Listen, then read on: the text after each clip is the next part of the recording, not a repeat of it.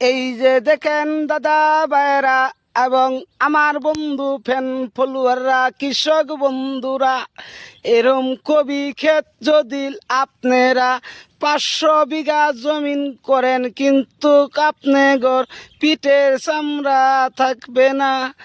দেখেন, যদি কবি 150 টাকাও বিক্রি করেন, তাও আপনার অভাব ছাড়বে না।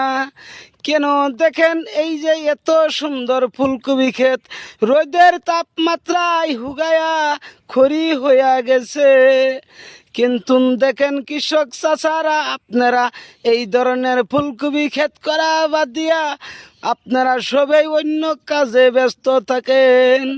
কিন্তু কৃষক বন্ধুরা এবং কৃষক চাচারা, আমি বলতাছি আব্দুল শরাফ, আপনার পিঠের চামড়া থাকবে না, কিন্তু এই কথা 100% গ্যারান্টি।